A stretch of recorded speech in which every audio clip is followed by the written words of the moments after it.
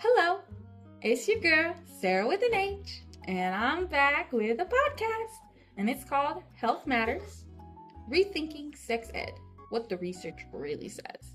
And that is the subject today. In this podcast, we will break down the research shaping public health. Today, we're taking a deeper look at sex ed in the United States and what the laws say, what the studies show, and how both abstinence and comprehensive education fit into the bigger picture. Let's start with the national landscape. Nelson and colleagues' 2025 analysis found that sex ed laws vary dramatically across states. Some states require fully comprehensive education, while others still mandate abstinence as the central message. They also found that fewer than half of the states require sex health content to be medically accurate, leaving many students without up-to-date information. Looking back, Landry, Kaiser, and Richards reported in 1999 that most school districts promoted abstinence, but only half offered complete information on contraception. Even when contraception was mentioned, it was often done cautiously, emphasizing failure rates rather than real-world effectiveness. Now, let's talk about outcomes.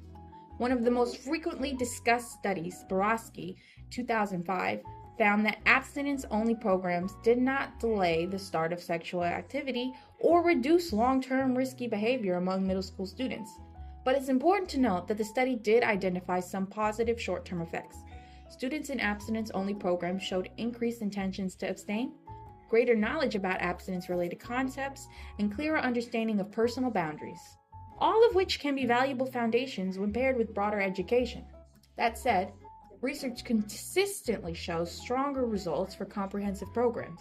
Berglas and her colleagues, 2025, replicated a comprehensive curriculum in rural Latino communities and saw significant increases in factual knowledge, better communication skills, and greater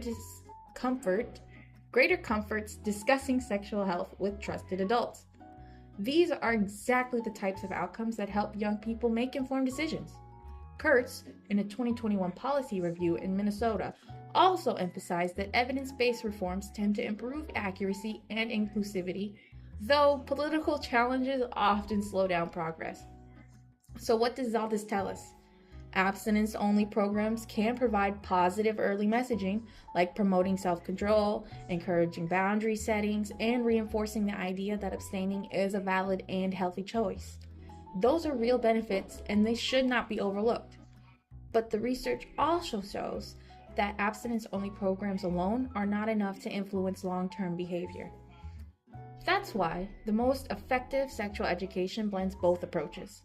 Teach abstinence as a strong, healthy option, but also give students clear, medically accurate information about contraception, STI prevention, consent, and real consequences of sexual activity and the emotional and intimate things that come along with it that children just aren't capable of handling up front. The evidence shows that when young people are equipped with both values and facts, they make safer, more responsible decisions. And thanks for joining us today on this episode of Health Matters. And don't forget to stay informed, stay empowered, and we'll see you next time.